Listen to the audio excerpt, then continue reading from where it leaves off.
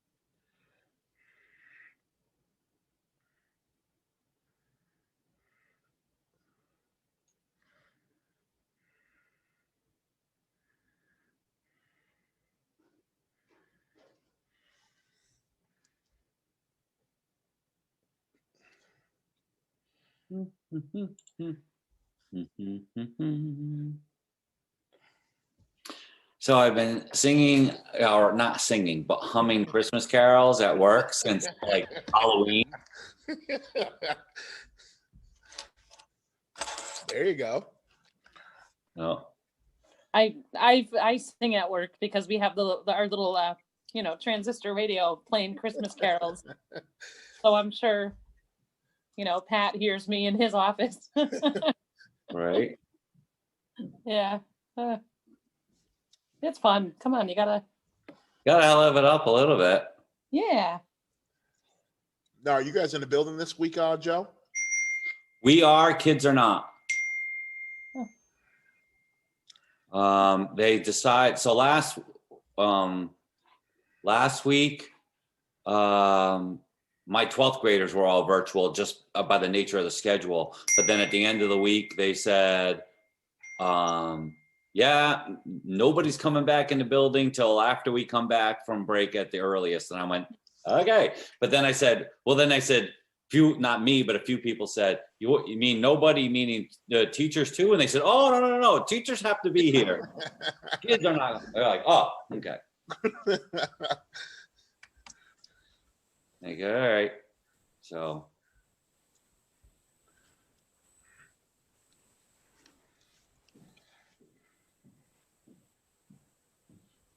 Okay. What am I missing here? Where's? I think Jason Vincent might be joining. Okay. Yeah. So just to talk about the vehicular, traffic. Yeah, and that's what I'm looking at. I'm like, oh, hang on, I just found it. Let's see.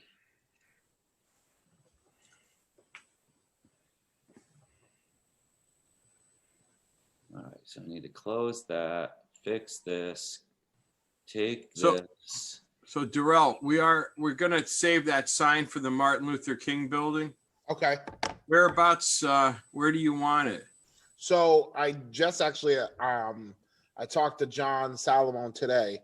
Okay. So Sheila Hayes is probably going to take the sign because the NAACP has been over the years collecting certain parts of some of the old places that different things used to happen in town. So she is going to connect with him, and then he'll reach out to you as to like where it goes.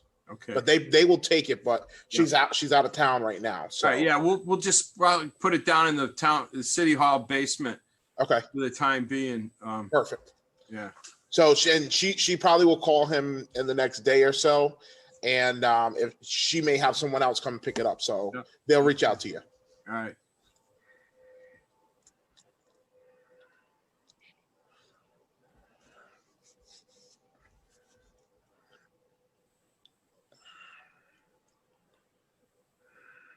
Oops, where are you? Oh, there we go.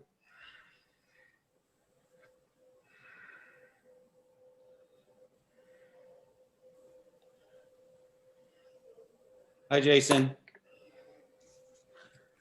How's everybody doing today? Good afternoon. Good. Doing good. All right. How about you? Yeah, it's a Monday, so it's people had the weekend to stress about a whole bunch of things. So it's Right. kind of a fun day, right? No kidding. All They, right. they got a short week to stress this week, so. It is. And that's the other part. Like we're right up against the end of the year. Like, oh man, there's just not enough time. Oh, fun. Yeah, we're having a good time.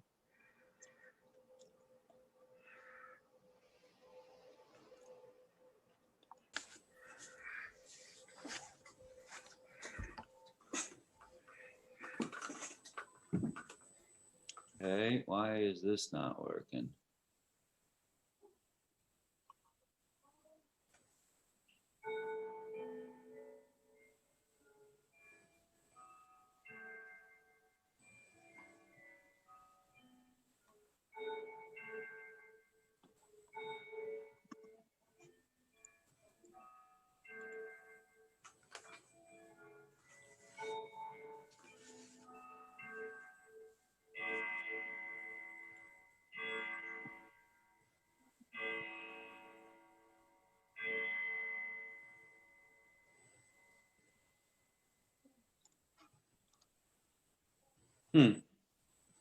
All right, so I'm just playing around. They changed the share settings since the last time I had to share anything.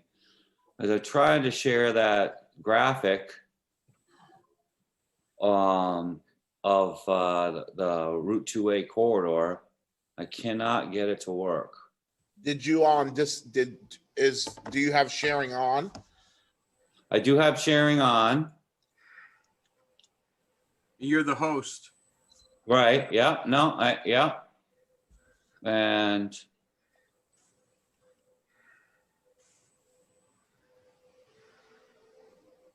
that part's on. No, it's a matter of finding the file Oh. where, because I've got it in my Google Drive and I also have it in my downloads and I can't get either one of them to come up.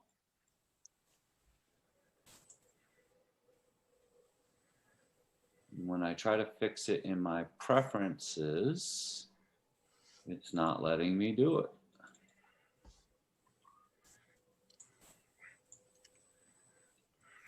Just when you think you know what you're doing, they change it.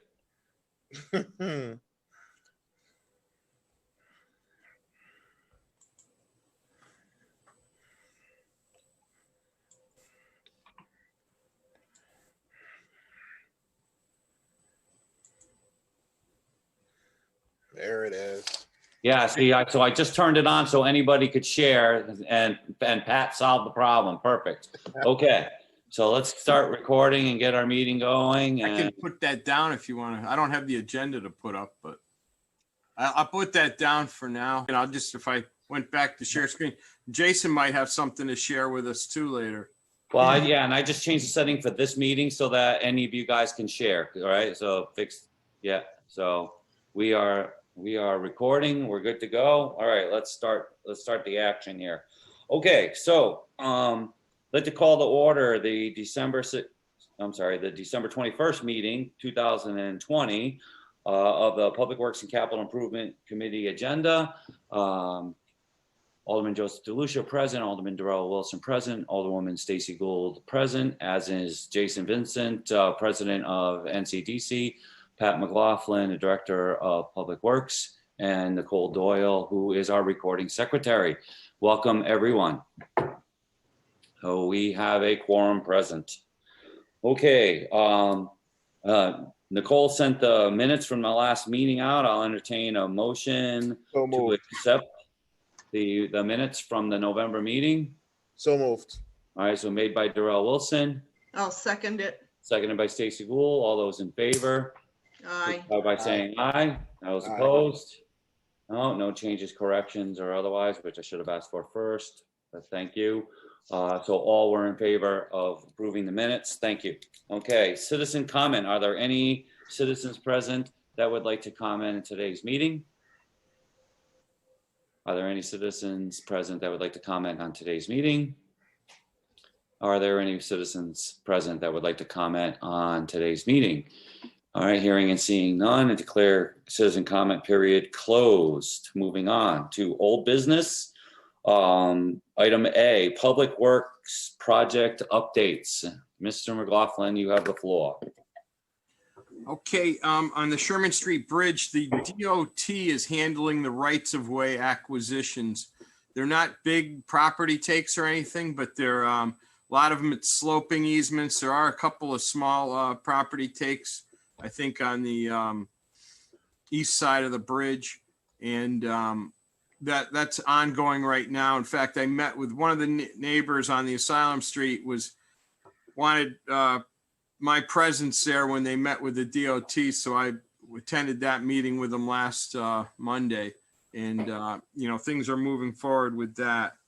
The biggest holdup on that project right now is maybe with Frontier Communications. They own the poles on Sherman Street, and there's been a lack of effort, communications on their part. They haven't been attending the utility meetings. So I sent them a letter this past week, and I don't know what we can do to try to bring that to a higher level. But that's one of the holdups. We need to get that resolved as we try to finish up the design by next summer.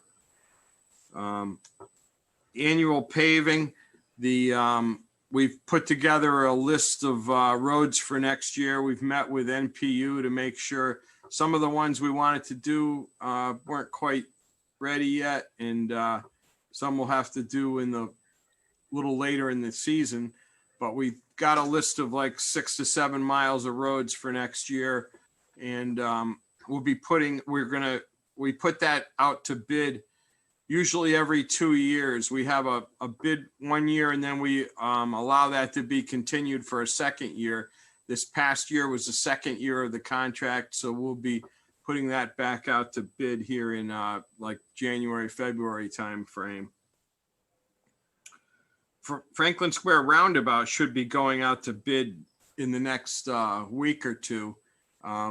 And then that'll be bid opening late January for construction, hopefully April 1st. Sunnyside Ave, 46 Sunnyside, the waiting period, the hold period on the advertisement for the demolition is complete, and that should be starting any day now. As well as 21 Fairmont, that should be, the demolition of that will be starting very shortly. That we had already done the notice prior to opening the bids, so that'll be ready to go. 270 West Thames Street, Public Works will be demolishing that garage portion of that the next week, hopefully, provided the weather is okay, because we've also published notice on that. Then we'll be putting out the demolition of the main building. We're going to be putting out the bid. But the garage has an open culvert running through it, so we wanted to address that firsthand. We've ordered concrete slabs to cover that up, so we're going to remove the wood garage and then put the concrete slabs over it, and then a contractor will be doing the demolition of the main building. We're working up on there was an issue with a culvert, a combined sewer system culvert, old stone box culvert up on Central Ave. So NPU had been out there for the last 3 weeks, maybe, working on that. They finally got the sewer portion of it done, and now Public Works is going to be making a connection. It's only a short connection, about 30 feet of storm drain pipe that they were working on today. I'm not sure if they finished it today or by tomorrow or so. They should hopefully have that done, and we can get some temporary pavement on that for the winter. That's what our guys are working on right at the moment. I think that's about it for projects for the time being. Where's the Dunham Street project right now? That plans are 100% done, and they're back to the district DOT for one last look at before we put that out to bid. Also, that should hopefully go out to bid like in February. Oh, okay, great. So it should be a busy construction season between Dunham Street and the roundabout downtown. Now I know, I think last meeting we talked about new London Turnpike. How is that situation coming? Yeah, that project is just which Sidewalks? I think which end? The TAP grant, the Transportation Alternative Program. yes. Yeah, that for the northern end. Yeah, we haven't actually gotten the official funding yet, but we are going to be we're advertising for consultants for RFP for that. But Okay. The funding should be in place by like March or so. I'm hopeful for. Okay. Thank you. Any other questions? Stacy? No, nothing. Okay, thank you. Okay, that's great. Thank you very much, Pat. Moving on to item B, property disposition. Well, as far as from my standpoint, to just that 2225 Lake Street, Deanna wanted to look at that a little further. But there was, I think I circulated that around to the committee. There was an offer from the adjacent property owner. Right, and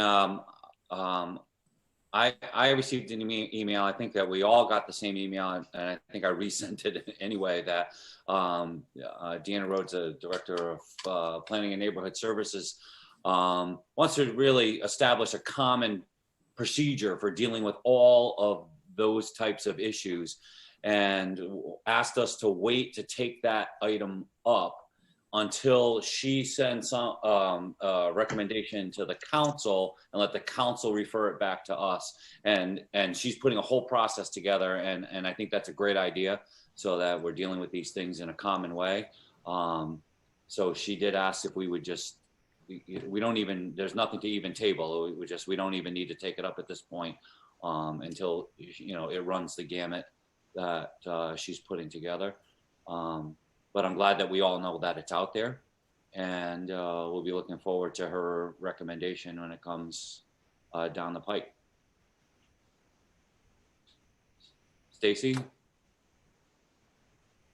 Yeah, that's exactly right. Yep. Okay, all right. Are there any other property items that you have from dangerous buildings or anywhere else that we should discuss? Nothing new. No. Okay, perfect. Thank you. All right then, moving on. Item C, Public Works vehicular concerns. So I have one I know we've kind of touched on before. It's this Hickory Street and Baltic Street area in Greenville. Yeah. That intersection, or more so, it's really the whole entire part, but that intersection, I've received several complaints kind of again about the traffic. We just had, of course, had the snowstorm and slippery conditions. Fast drivers are worrying some of the residents on that front part of the strip. I know, I think it was a house or two down from the one that is directly in front of the intersection. Their car a few months back was totaled. And their concern is either putting up an additional sign somewhere or something to slow down traffic. I know part of this is probably public safety and patrolling the area. But I know it's become a concern again now that we're in the winter months, and speeding and whatnot is a concern in that area. And we've seen quite a few accidents happen right at that intersection. But more importantly, with the slick conditions, we've seen quite a few accidents in the last few days. And I was speaking with two of the residents yesterday, and they're still concerned about signage and whatnot in that area. So I wanted to bring that one up. I know we've talked about it in the spring, kind of before the COVID situation took over everything. But that's one that still is out there that people are concerned about the signage and whatnot in that area. Yeah, that is a tough intersection. And you're right. We did talk about that. But, we talked about it in terms of putting, was it bollards up, on the sidewalk to protect that house that's opposite Hickory Street. And, that just didn't seem like that was going to be a good solution for the issue of vehicles going into the front yard and onto the front step. But this is a separate issue. This is an issue. And I did make a note, to reach out to the chief about enforcement in that area, or just visibility in that area. Okay. But, is it worth taking a look at of doing something similar to what we did at Hickory and Prospect, where we make all directions stop at that intersection, instead of just the dead end of Hickory Street stopping there? I mean, obviously, you put up a stop sign, it only matters if people obey it or if you enforce it. But it sounds like it's more of an issue with speeding on Baltic Street, is what it sounds like. yeah, What you're saying. I mean, we put up an advanced warning sign for the stop sign on Hickory Street. Yep. So if you don't, it sounds like more now that you're talking about kind of a speed issue on Baltic Street. Right, because that advanced warning sign hopefully is helping that, the Hickory Street part where people aren't going, being unable to stop at the end of Hickory Street and landing in those people's front yard. Okay, now I think you're right, Pat. The issue today is now the traffic in the opposite direction, right? The sight lines are bad as it is. You add a little bit of speed to it, and the situation becomes really dangerous. Correct. And for me, I know, like, on that corner, several of those properties have, I don't want to say they're duplexes or have multiple people. So there's more cars, of course, and the sight line is horrible if you're looking to your left at the Hickory stop. And then the other part is the lighting is poor there as well. So, you're not going to be able to see certain things also due to the lighting pattern in that area. It gets pretty dark, and sometimes the light doesn't always click on. So I've taken several pathways through over the last day or so, just to kind of, refamiliarize myself with it. But, I know that's become a concern, and it's been a concern for some time. So I figured I'd bring it up because I know we talked about it before, but I think it's that the strip of Baltic that's becoming more of a hazard than the Hickory Street piece. Okay, So well, I'll take a look at the sight line and the lighting, like you mentioned. All right, that'd be great. And I think that also to dovetail into that would be I'll talk with the chief about a little bit more visibility and with the marked cruisers through there, and see if that has any impact. If it continues to be problematic, then we can look at what's next. Absolutely. We might, just throwing this out there, we might find ourselves, I don't know what the signage is for parking in that area, but we might end up with some painted out areas like we did in Greenville, right? If parked cars are actually part of the sightline challenge, we might have to look at that as well. But before we just say, oh, let's make it a three-way stop, I think that would be the most extreme measure. We should probably do everything else first that we can, and then see if it improves the situation. And I'm also curious, I wrote myself a note here too. I'm also curious if Chief Daly could give us some accident data there too, in that general area. And we could say that, speed is a factor on the entire street because we have accidents on every intersection, all, from beginning to end. So I'll ask about that as well. Thank you. All right, what any other public works vehicular concerns? So what I wanted to bring up at this time too is, so we had a meeting with DOT before, back in March, before the whole COVID thing hit. We were going to meet with the DOT city staff to go over possible improvements of the downtown traffic circulation with Route 2 and everything. And the connection, the point being, I think you brought up at your goal setting session, we need if we're going to do these safety improvements on Route 82, we need to bring that over into the downtown area and make a better connection and to that Route 82, not just end it at Asylum Street. So that was what was driving that meeting. And also at the same time as that was going forward, Jason Vincent had come up with the idea of switching the designations, the classifications of Route 2 and 2A.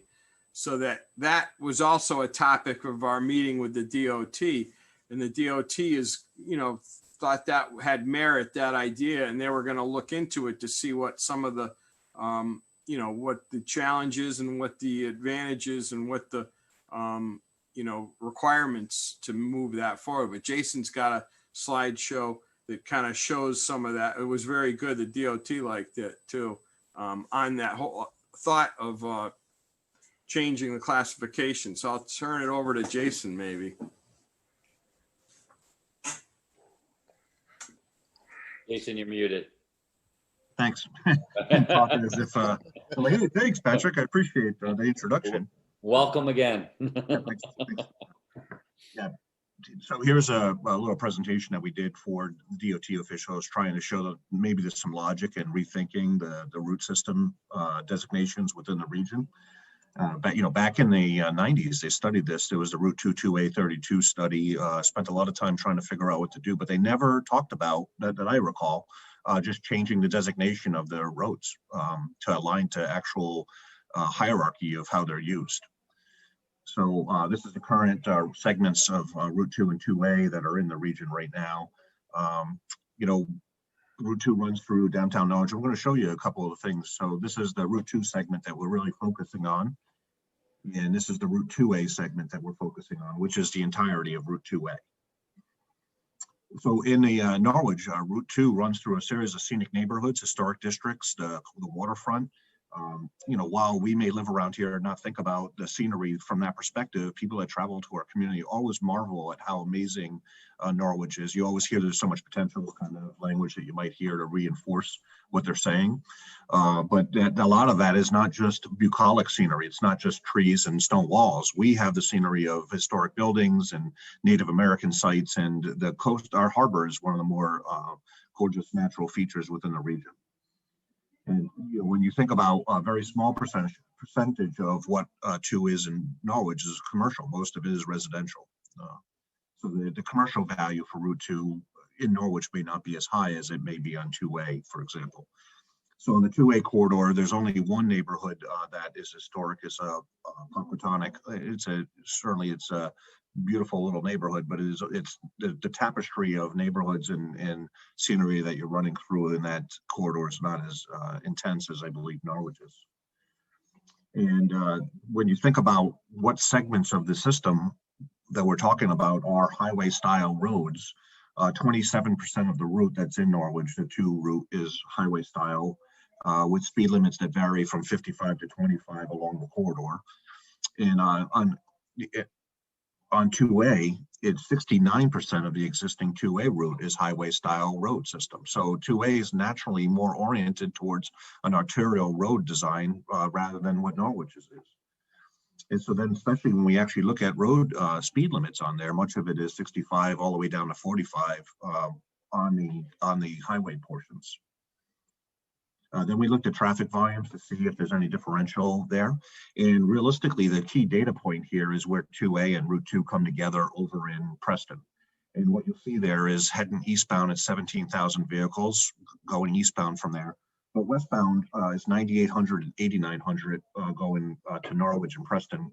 That's not going to change dramatically by marketing the routes.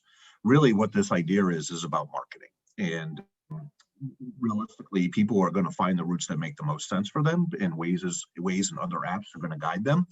But what we think is that the Route 228 flip can guide people to a system that's more oriented towards travelers that are trying to get from there here to there, rather than guests that are trying to find unique places to explore. And so when we look at the existing two route, right now it's 6.1 miles with 13 traffic signals. So from a idle air quality issue, vehicles that have to stop at traffic signals have to idle longer, and that contributes to air pollution. When vehicles are moving, we all know that their motors operate more efficiently, and there's less pollution coming from them than when they're idling. That's why there's no idling laws in the state, right? So then on the 2 segment, there's actually 9.19 miles, so it's a little bit longer, but there's only 4 traffic signals. And so the traffic flowing through the area is probably no, like meaning it's equal. But in this instance, the air quality could be better by making this route more of the preferred route. So what we're recommending is, or suggesting for consideration, is that Route 2 looks something like this, and that Route 2A looks something like this, and that at some point it get branded as Scenic Route 2A, because really it should be the road less traveled rather than the road that we're trying to make everybody go. From the other pieces of the marketing, if Route 2 is redesignated, now the 2 of the major tourist attractions in our region are on the same route. So if somebody flies into Hartford from Sioux City, Iowa, and they get off the plane and they get into a car, they just have to go to Route 2. They don't have to try to figure out what's going on in Norwich with 2 and 2A. They'll take Route 2, they'll go to the casinos. Perfect. That's what we're trying to get them to do. However, somebody like myself will say, oh, Scenic Route 2A, what's that? And then I'll go and I'll visit that neighborhood to try to figure out what they're trying to tell me is worth checking out. So that's a little bit of the game plan here. You know, and That's Jason, the nickel version. yeah, when we talked about this, yeah, you also sparked, I don't know, an interest in when we talked about Route 169. I actually, you know, as you said, not to steal your words, but as you said, the anchor to 169 is right there at, you know, at the intersection for, you know, for the Route 2 connector, right? And so I actually took a ride one day, and I went all the way up Route 169 to Southbridge, Mass, just to experience what you and I were talking about, and it was an experience, and it really made me think about a lot about what you said that day that we discussed this, with that that same sort of feel for that scenic Route 2A, if that's what we can get it to become, you know, which, you know, to most of us is just, you know, Washington Street in Norwich, you know, I mean, it's bigger than that. It could be bigger than that. You know, so I just put, this is a Google map that I've created, and this is, anytime I find out anything about the Mohegan tribe, I put it in this map, because I think that we're missing, I think the tribe's missing an opportunity to tell their story. I think they could create a national park around tribal culture and history. And we're missing that opportunity to talk about that. So this is just a collection of things that I've discovered, a little inventory. But what you'll see on here is one of the ideas that I mentioned to Joe, Alderman DeLucia, is right now the National Scenic Byway, there are 2 of them in the state of Connecticut. One is the Merritt Parkway, which is a highway, but it's really pretty amazing. But it was built at a time where parkways were a Sunday strolling kind of thing. And the second one is Route 169 National Scenic Byway, which runs from Newent, Lisbon, which is where 138 and 169 come together, all the way up effectively pretty close to Southbridge, maybe a little bit short. I'm not sure exactly where it ends. Several years ago, there was an effort made, Senator Murphy was pushing the region to think about trying to expand the scenic byway for several reasons. One of them is there's only 2 in the state. And the second is, like, there's a potential avenue for additional funding if you have projects located on or near the byway. So the project was being led by the Northeastern Connecticut Council of Governments, and we were participating sort of lightly, but it was really their project. And at that time, their director was pretty convinced that it only made sense to go from up to Southbridge and down to Tapville, where the Panema Mill is. And his mind was, we'd create 2 bookends of these big mills that people could then travel. But what I've since discovered is there's a map going back to the 1800s, where a person had mapped out all the different trails that exist, Native American trails that existed in Connecticut at that time. I'm trying to see where I can find that in my, probably if I click on this. No, wait a second here. Of course, now I can't select this one right here. Yeah, so here it is. I'm not sure if this is going to come up here. Can you see the map? Yes. This is a new one. This is a new one that just popped up. Let me stop sharing, make sure I'm sharing it. Share. Yeah, so there's this. This is a, it was made in 1930, but it was a 1625 map of all the different Native American trails, which many of our roads follow today. Route 2 does. And you can see coming out of downtown, out of Norwich Town, is a trail right here. This is, it's and then it goes up. It's called Mohegan North Path.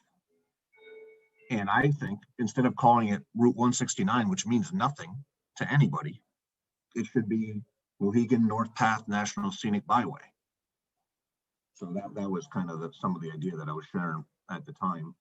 And that path would then intersect with Town Street and Route 2, because realistically it would line up to 169. I kind of mapped where I think it actually went rather than where it may have, where we think it may go today. And then now when you're on 395, there'd be anybody ever see the Kangamangas Highway or the Blue Ridge Parkway, or, those have signs well in advance of getting to them. And then people drive the Kangamangas Highway, which goes from nowhere to nowhere. Right. Because it's, right? So you're not going anywhere, but you're checking out amazing views and scenery. Well, we have amazing views and scenery too. It may not be as dramatically amazing as New Hampshire. I'm not going to deny that. But people that come here and see Norwich Town Green is a 17th century neighborhood. Like there's 17th, 18th century buildings there. It's remarkable. And, we see it every day. So sometimes we have the curse of knowledge that we don't fully appreciate it for like how rare it is in our country. So that's a little bit of that idea. I actually like that. I think part of it too is it brings that attraction to that area, but also it pays homage to its originality, which is something that we've been doing more and more, especially with us being such a historical region. So I commend you on that one. That's a very good idea. Yeah, but Alderman Wilson, it's got to be authentic though. Like, we may have the idea, but if the Mohegans don't like the idea, then it goes nowhere. It's got to be their idea.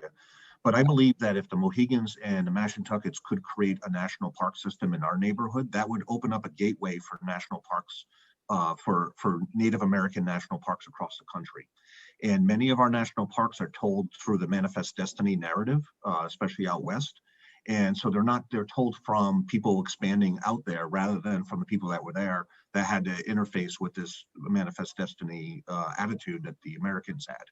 So, I think we're missing the story that is a key part of who we are. And if we don't tell these stories, then, how do we become better people if we can't appreciate, the nuances of it, right? Absolutely. Yeah, and I completely agree. And I'd like to just call to mind recent legislation that that Native American history is going to soon become a requirement for for Connecticut high school students, which it should be. So the tribes are firmly embracing that. I don't see any reason why they wouldn't embrace this idea as well. I mean, I think it's more than just renaming a couple of roads. And I guess that's the reason why, now that I think about it, that's the reason why I brought it up, even though I didn't realize it, is that this is more than just naming a couple of roads and diverting highway traffic. It's really, changing the narrative back to the actual narrative and that we have right here in our backyard. It dovetails into what we're doing over at Uncas Leap and it just everything. And I think it's wonderful that I'm thrilled just to be a part of it and be a spectator to some extent and hopefully help it to move forward. But Jason, I really appreciate all of your insights. That I have a great time whenever we talk because you really think these things out and you do your homework. And I think that this also has the ability to, galvanize in the community as well, because, again, think about the different, what's the word I'm looking for? Complexion that we have in the downtown area, or that whole area from the hospital all the way out to the Preston border, if we're now a scenic highway instead of just, the racetrack to get to the casino, right? Yeah, and that's why the design that Pat just put up is really impressive, because like, the complete street road diet idea, one of the things that, Pat, if you will, can I show a Yeah, couple slides from that? yes. But I need to put this into my presentation. I haven't done that yet. So let me, Yeah, I just wanted to bring it back to the more local level too, and that one of the things going forward is we're looking at applying for a planning grant through the Council of Governments. It should be out to solicitation here coming up in the spring, is what they're telling me. So that's what kind of is, leading into this relooking at this whole connection. And it's not just that little screen that I showed, but all the way from Route 82, from Asylum Street back over to where your cursor is on the other side of the bridge there on the east side. yeah, it's good. It's very comprehensive strategy. But the slides that I had just put together were really just focusing on this small segment. But as Pat said, it's a more comprehensive strategy for what do we do from Asylum Street to the east side and, Laurel Hill, which has constantly been an issue. So the first thing that you do is a little bit of an inventory. And, we all know how many times you hear of the confusion of the road network that's down here. And what's kind of funny is when you look at 1972, when they came up with these ideas, they thought this one street orientation was going to be be the best way to circulate through the city. And then, by 1982, we were like, no, what do we do? But here we are in 2020, and we're still trying to, scratch our head because there is no solution. And that's the real reality. There are no solutions. There are just trade-offs. And what trade-offs are we willing to live with? And which trade-offs can we not live with? And right now, the trade-off what we lived with is the car trumps everything else in this neighborhood. And that doesn't work. And ultimately, design matters. And it matters from a human perspective and human scale that, survivability of a car accident from a pedestrian's perspective is way better when cars are driving slow than when they're driving fast. And road design leads people to drive faster. If you've ever stood on the corner of Market Street and Water Street, people coming down that hill are not doing the speed limit. The speed limit is 25 miles an hour. They are more likely doing 45 miles an hour. Now, if that person hits somebody in a crosswalk, you can just look at it. The numbers speak for themselves. Your chances of surviving are very low. And when we think about the traffic that's in the design that's in this neighborhood, the picture to the left is Colchester. That's Route 2. And it has 34,000 vehicles a day between east and westbound. Okay, that's how it's done. ADT is average daily traffic. And then in downtown Norwood, look at very similar signage, very similar road width. Actually, it's as wide, right? And an ADT of half. So we have built a road system that is overly wide and overly designed and overly favors cars, and then we expect them not to speed. And you can't do it that way. So in Mystic, this is Route 1, which is a U.S. highway. It's not Route 2, which is just a state, just a state road. But in the hierarchy of roads, U.S. Route 1 is one step below an interstate, and U.S. Route 2 is well below an interstate as it runs through Norwood. So Mystic's ADT is about 11,000. So we have more traffic than downtown Mystic on an average day. However, their road is 2 lanes wide and they deal with traffic, and everybody says there's a traffic problem in Mystic, and anybody just driving through Mystic will avoid it. So this is a slide that I created in Stonington for the area near the aquarium. So Mystic Aquarium, the road that it's on is called Coogan Boulevard, and Coogan Boulevard is 4 lanes wide because that's how they built things in the 1960s. And as a result of it being 4 lanes wide, there are 6 features that are needed to alert motorists that there might be a pedestrian crossing the road. And the traffic is 3,700 vehicles a day, way less than what we have in downtown Norwich. But they actually have to put a crossing guard out here so that the employees of the aquarium, which know the neighborhood, they're not surprised. They work there every day, but they have to have a traffic guard for the employees who are adults to cross a road. That's how bad the road design is. And people do 45 regularly. The cops can't keep up with it. That same town in Pawcatuck, another neighborhood where significantly more traffic And they have two features to alert people to crossing the road. Never a crossing guard here. They don't need one. And every time I've crossed the road in this location, I've never had to worry about my life being taken into my own hands. Because most days there's traffic going slow through the neighborhood, which is what you want. And what results from slow moving traffic is economic development, because people spend money, cars don't.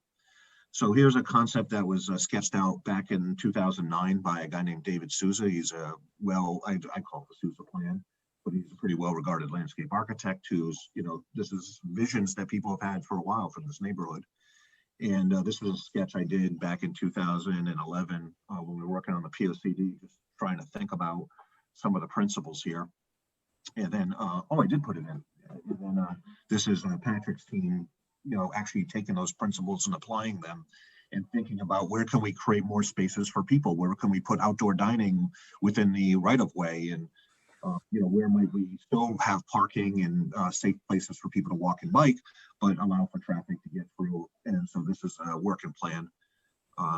In fact, we had a couple sketches that some interns did for us back in the day. They created a 3D model of downtown and you know, just playing around with that model, what downtown might look like today, and then maybe in the future where we recapture more space along the park area.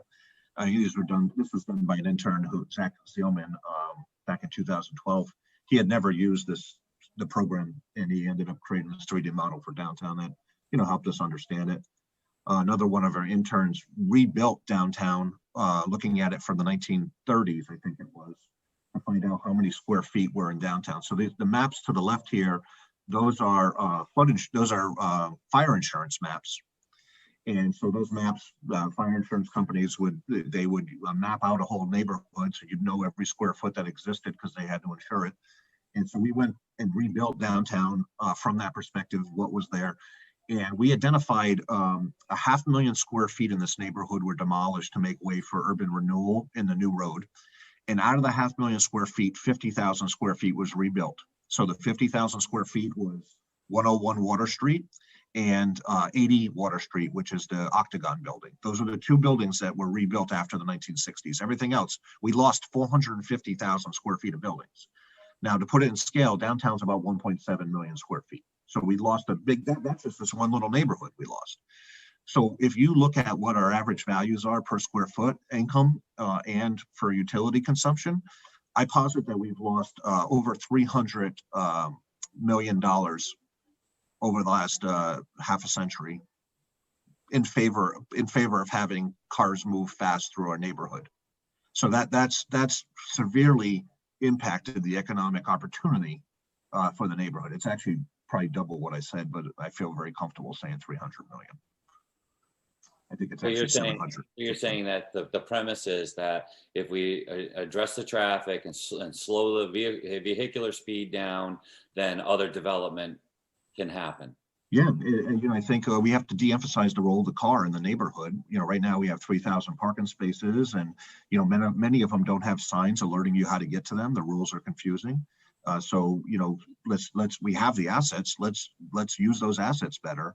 And the asset we have is this immense state right of way that could be narrowed.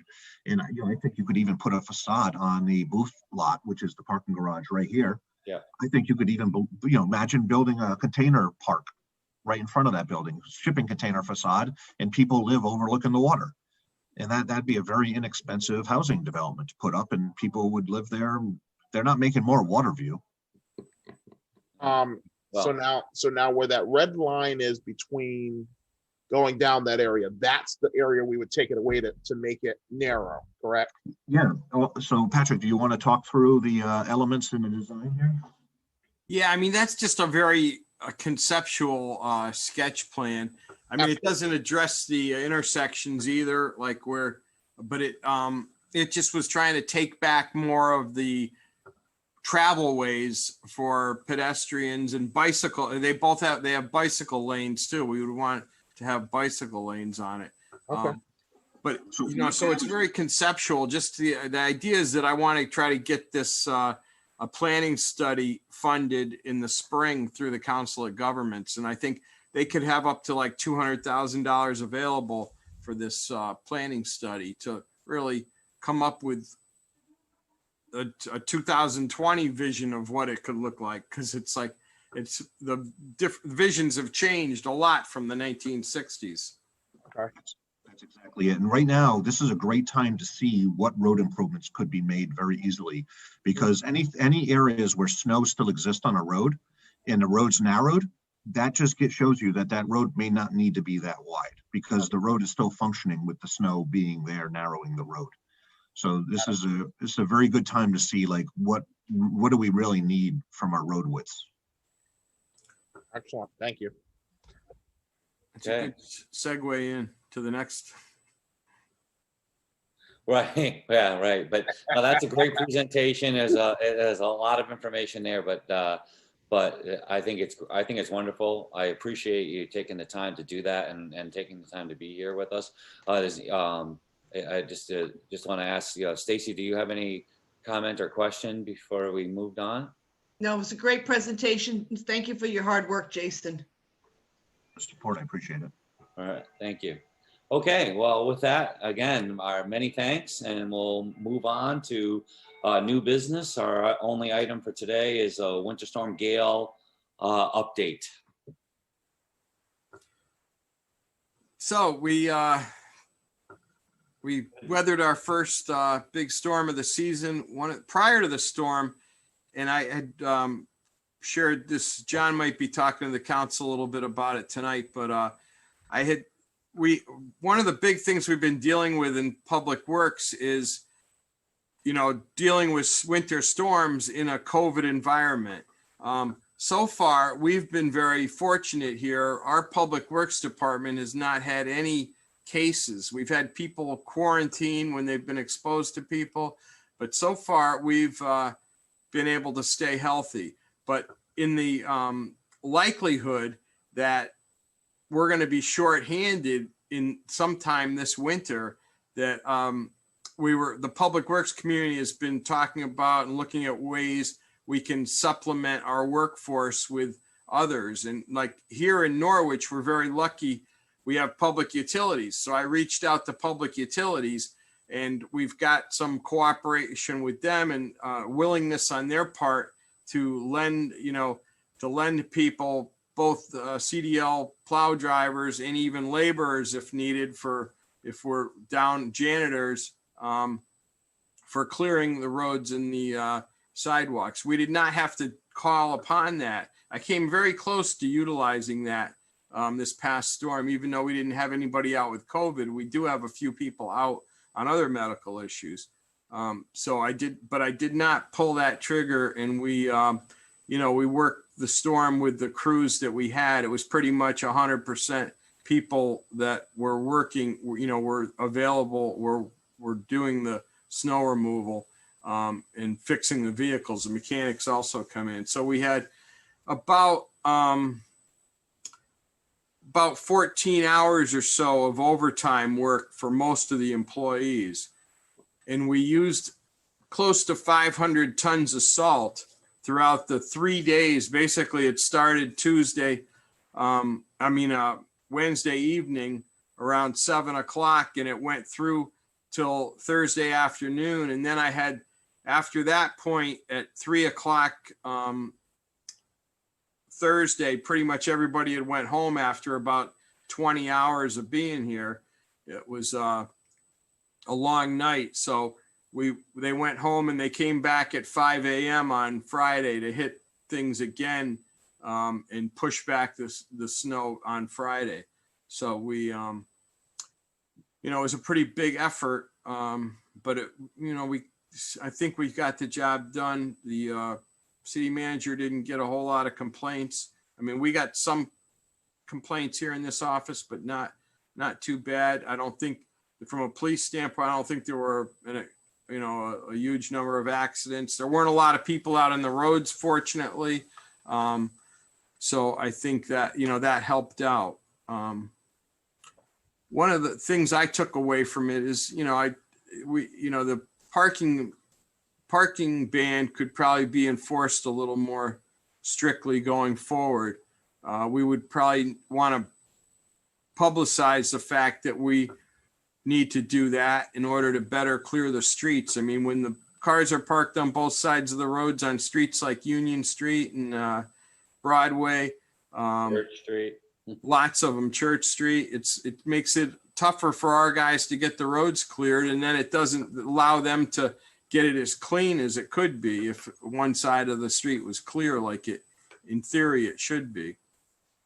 So that was one of the lessons I learned, and I'll have some more conversations with the, with the chief of police and about how we can work together to try to, in the future, if you get a 3 or 4 inch storm, it's not as important, but when you get a storm of 6, 8, 10, 12 inches, it becomes important that you get the snow pushed back right from the start.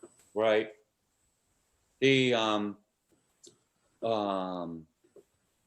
the first, I guess on your point, geez, I completely just lost my train of thought. Sorry about that. The idea of coordinating with the police, in advance, I mean, I'm sure that you and the chief could come up with a system, but I wonder if it wouldn't mean that, whether some supervisory person in public works is riding around town and identifying or contacting the police and saying, okay, so it looks like we've got 5 cars that, need to be moved on Church Street or whatever the case may be. And then, because obviously we don't have a lot of surprise storms anymore, right? Mm-hmm. I mean, the amount might be a surprise, but the fact that we have a storm isn't a surprise. So if we did that, where, and it's going to take some resources where, the officers have to go out there, run plates, and then, we'd be asking dispatch to make phone calls to say, your registered vehicle is parked on the wrong side of the road. We got a storm coming up. It needs to move or it's going to get towed, kind of thing, I don't know if that's feasible. I'm saying I'm trying to think my way through how we could address that. Darrell, I'm sorry, go right ahead. So I kind of, so I got kind of 2 thoughts going. For some areas, like I've been riding around the last few days, kind of really looking at the areas where we have some parking lots, commuter lots, different things like that. And one of the things that and even school lots, and one of the things that I was looking at, for some parks, we're not a big city. We're by far, we're not a big city, but, like I look at, for example, like the Union Church Street area, possibly utilizing the parking garage, where the city, adjacent to City Hall, and some different things like that, where when we know a large storm is coming, how some other towns and cities do, just to allow you to kind of clear that way. That way, one, it takes the ease off of your guys having to come back and rig their way through those narrow streets, but also it allows you some extra time to work on some of the more tougher terrain areas in town. Like I'm thinking more of like a Plain Hill Road, some of those areas that are much longer, have many more hills and dips and whatnot. So that's kind of like one thing that I'm thinking of, is if we allow in certain areas for individuals to park in a parking garage or something of that sort, in some of the areas, to get their cars off the road, and then them going back, and this is part of that part of enacting the parking ban maybe a little earlier to allow people to plan. I'm just thinking, is that a way to possibly get some of those cars off the road? I'm just trying to think how we utilize some of our resources in the city, and it's going to take a combination effort of individuals working together to make this happen. But I'm just trying to think. I hear several people complain about store owners not doing sidewalks, and it's like, how can they do a sidewalk? Well, they shovel the sidewalk, but then you come by maybe the next day and cars have finally moved and you plow it properly. It's some of those things to kind of ease people having to shovel a second time, but also make it safer and easier for your guys to plow. I'm thinking maybe utilizing some of the lots that are in prime locations, even like the Washington Street area and some of those, them using a transportation center, it's kind of us I think we've got to use some of our resources around town to kind of make the job easier for you guys, but also make it easier on individuals clearing snow.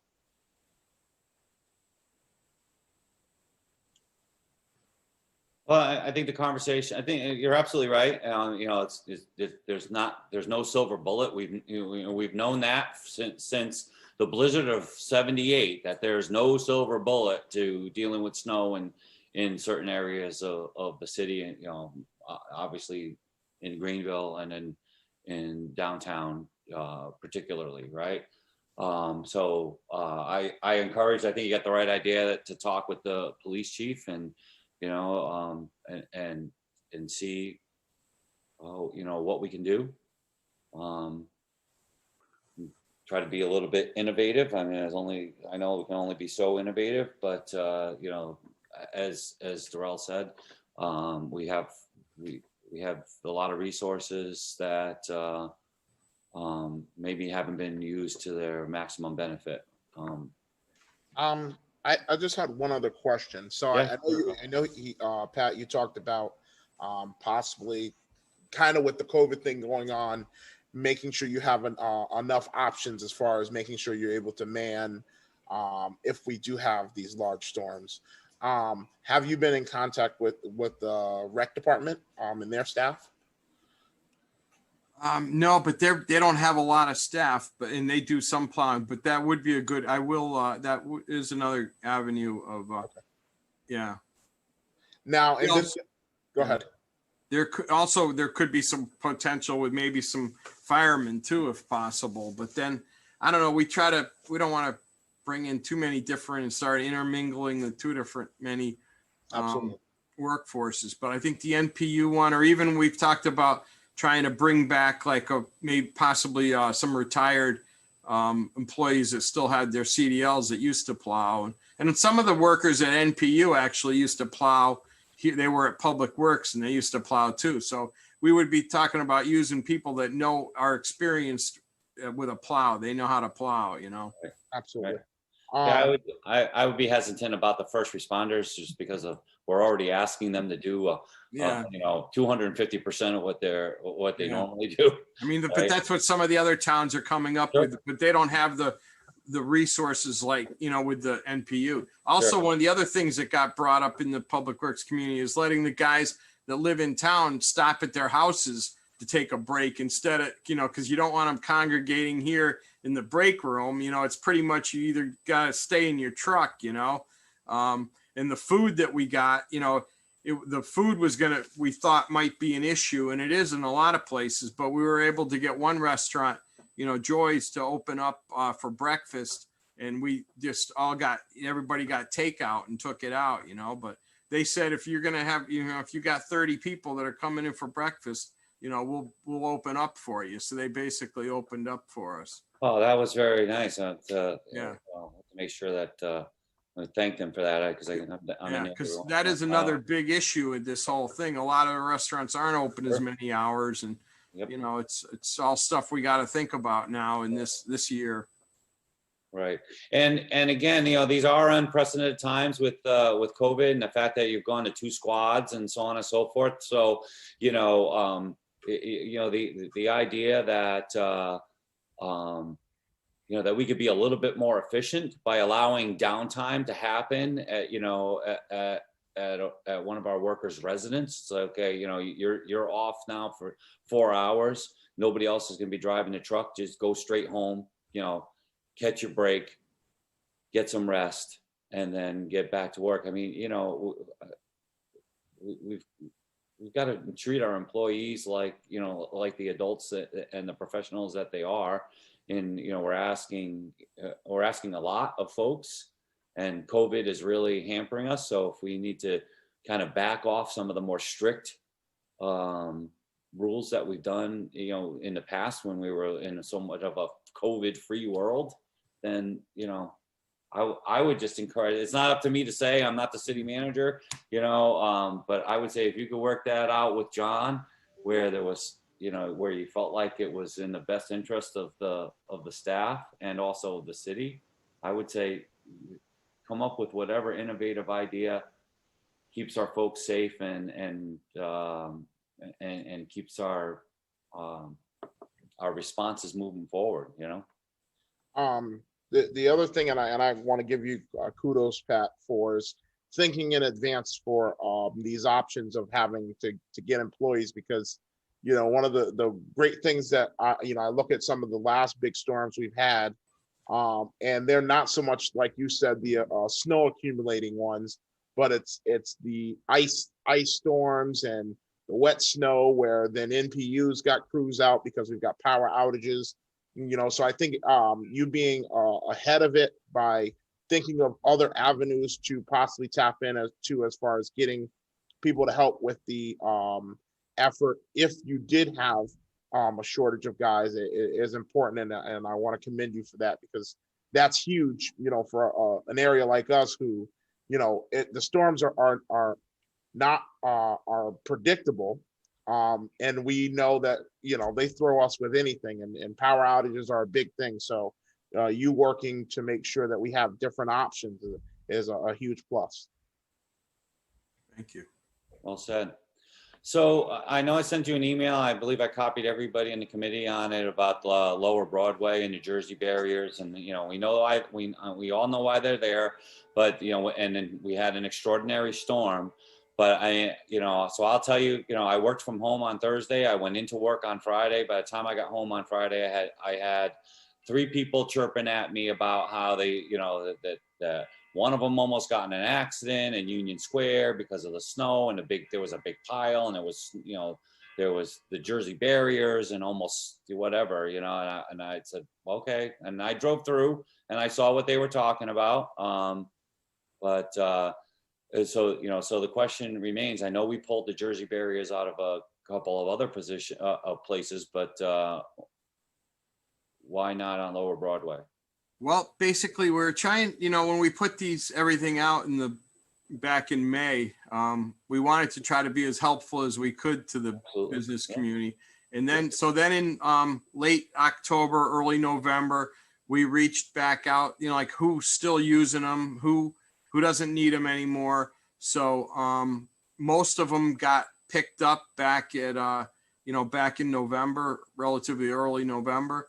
And then they said they wanted to keep them. So then, we looked at it and it's like, well, we can still, our plows will go through here. Okay. And it wasn't it wasn't a unilateral thing. The police and the fire department was on these chains of emails, and, they said they wanted to keep them. So we said, well, okay, we'll let you keep them. You need to keep the snow clear behind, you need to clean your walks and everything and your tables behind there. But, we'll see how it goes. And, from a plowing standpoint, it didn't present any issues. Yeah. So, and I don't put this squarely on that business owner. I agree, that set of barriers and that table area has been pivotal, I guess, in that business being able to stay open, and I support that. I guess what caught my attention when I drove through was that the way that we were going to deal with the snow for not just that building, but the building to the left of it when you're looking at it from the street. Because the snow that was around the tables and on the sidewalk got piled up in the building in front of the building next door. And that entire sidewalk that turns the corner and heads down Bath Street, none of that was cleared. And a lot of that spilled out, out into the road. So, it's like we didn't adjust how we were going to deal with the snow that was going to get removed from one business. It ended up piled in front of another, and that whole area was kind of unsafe. And I don't know, I'm not saying that it puts it squarely on us, but guess who's going to get sued if somebody gets hurt there, right? Yeah. So I did go down there. I think they cleared it out some more today. Yeah. Okay. All right. We own the property. That's kind of a vacant building there in between. The city actually owns the property up on the corner, but then there's a building that's essentially vacant. So that makes it a little more difficult too. Yeah, but is it the politically correct term that it is in the process of revitalization, right? Which, you know, right? But yeah, but absolutely, it's not like somebody's there. You're absolutely right. It's not like there's a business there, or or residents living there, and so on and so forth. I know it was a tricky situation, no matter how you slice it. But I'm glad that it got cleaned up a little bit today, as you say. I want to make sure that we're not leaving ourselves unreasonably exposed. And when I say ourselves, the city, unreasonably exposed, with an issue. Now, whether we're going to have another storm of this magnitude remains to be seen, but still, the snow piles up fast. So, well, I'm glad that you went down there, and just please, stay on top of that, and just so that, just from a safety standpoint, I'd appreciate that. Anything else on the storm from the committee members or from the director?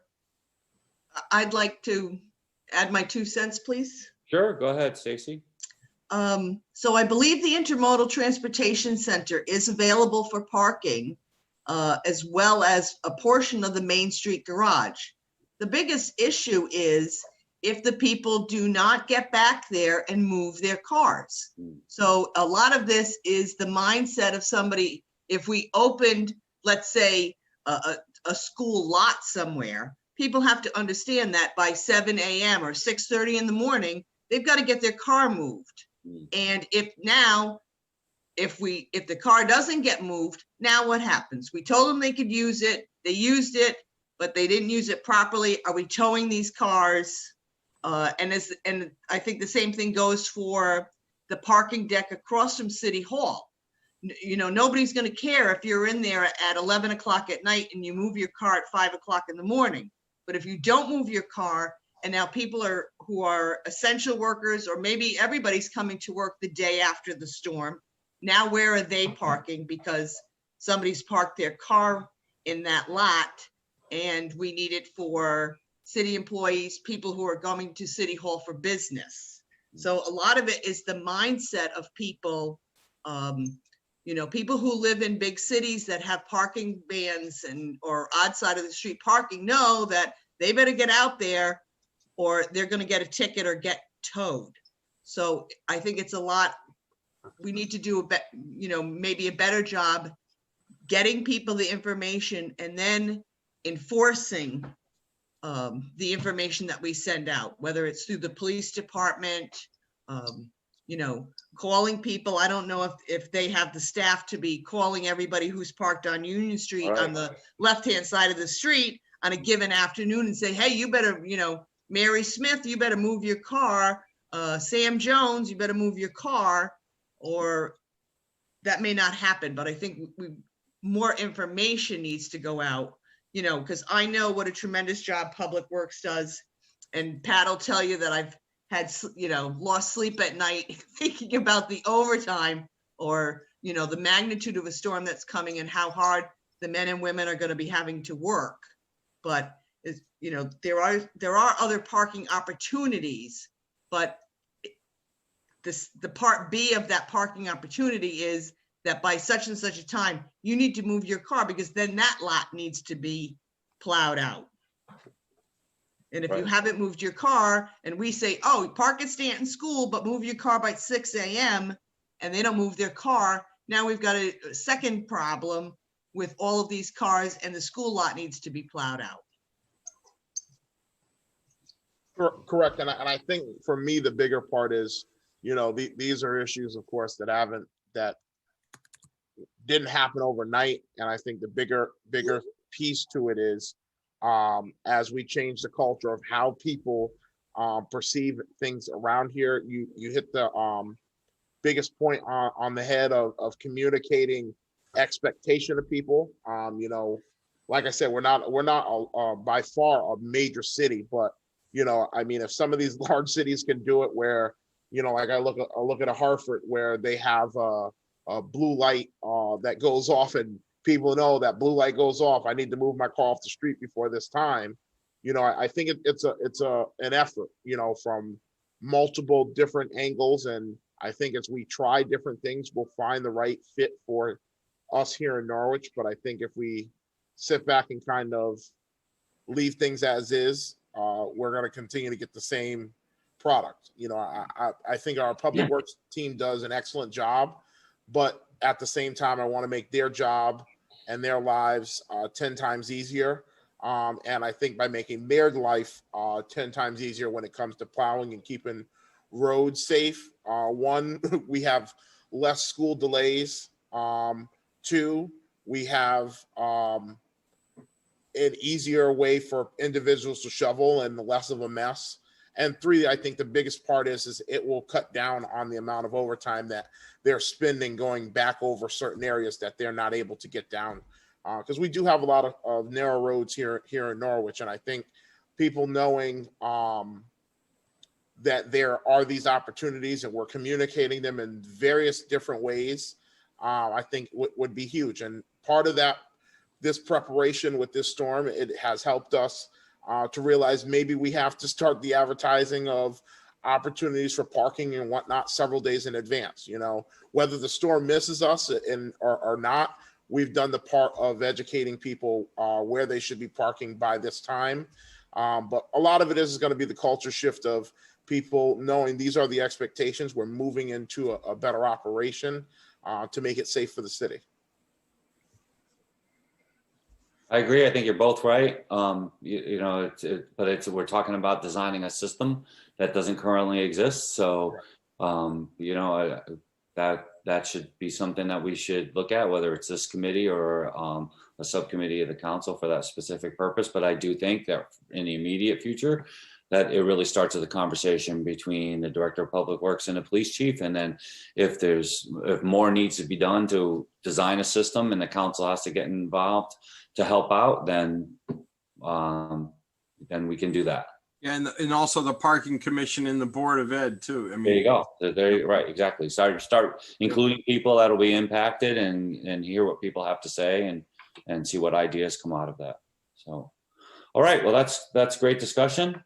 Moving on, is there any other business? Yeah, Stacy, go right ahead. Yeah, we did get a concern about the area on, what is it, Rockwell Terrace. Brook Street in that area? No, the sidewalk between Rockwell Street and Rockwell Terrace has not been cleared. And got a question about, you know, salt or sand being available at the garages. And I realized, I know why we don't put it out, because the last time we had a storm, I went over to the Brook Street garage when we still had some sand over there, and went to fill up a bucket, and there was a pickup truck, an unmarked pickup truck. And this guy was filling buckets of sand like he was going to create a desert. Right. And had he had a marker on the side of his door, I would have turned him in, because it specifically says no contractors. This is for individual use. But we have people who, despite the signage, figure, well, nobody's looking, I'm going to do what I want. Right, absolutely. Yep. The city cannot fund the independent contractors that do snow plowing for their sand and salt budgets. We just can't do it. And then unfortunately, the residents end up being the ones that pay for it. And I don't mean in cash, but I'm saying that the inavailability or unavailability of, you know, sand and salt for, you know, for our residents is what suffers. And then, right, because, you know, years ago when I was younger, we used to put out the boxes. Yeah. And we stopped doing that because, you know, people were just emptying out the boxes, and it wasn't left for anyone else. yeah, we haven't provided materials in about 3 years now.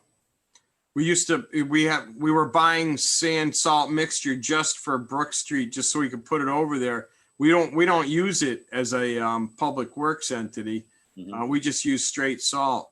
And we had curtailed that back with the previous director, and we stopped putting out the barrels on the sides of the roads too, because people were just filling those buckets up and taking them back to the house, whereas the purpose was to put material down on the hillside, right? They were placed on hills. Yeah, Someone was stuck.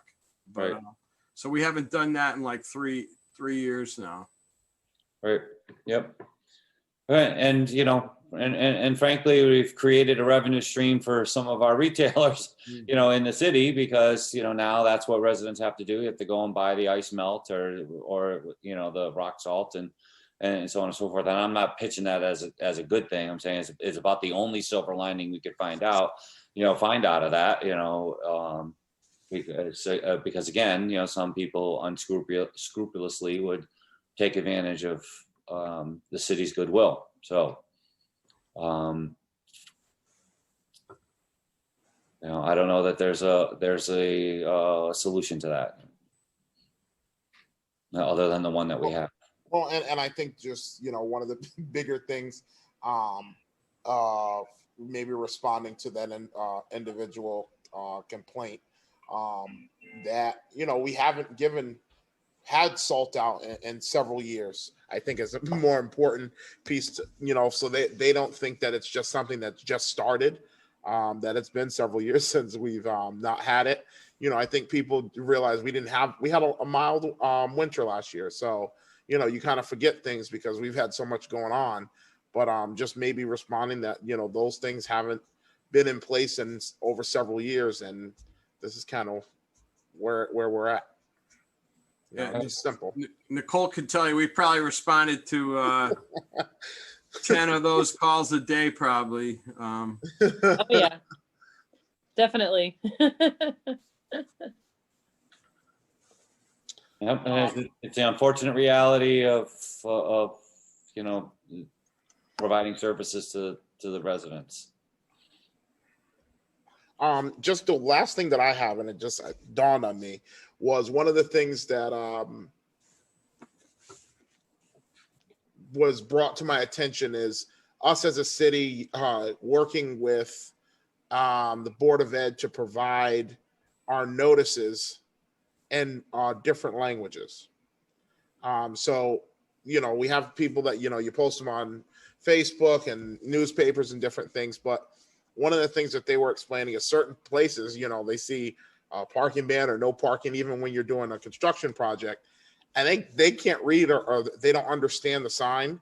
And one of the things that several of them have explained is possibly producing the flyer in a different language. And I know we could possibly easily use the services and help of the district translator for Norwich Public Schools. So I think one of the things for us to kind of work with more people understanding what's going on may be to think of providing some of our notices, not all, but some of our major notices in different languages. And that's something that, of course, I've brought up and I'm going to bring up again with the city manager. But I think that's another area that will help with some of these other issues that we keep seeing come to us. I think that's a good point, and I think you're right. That should be discussed with the city manager. Okay. Any other business for this meeting? Okay. Hearing none, I'll entertain a motion to adjourn. So moved. Seconded. Moved by Alderman Terrell, seconded by Alderwoman Stacey Gould. All those in favor? Aye. Aye. Aye. All right, so 3 ayes, no opposed, unanimously carried. We are adjourned. Thank you, everybody, very much. And Have a Merry Christmas. yeah, have a great holiday, folks. Hopefully, knock on wood, no storms, no nothing, just rest and relaxation. Okay. All right, folks. Thanks, Nicole. Good night. Good night. Thanks. What time is it?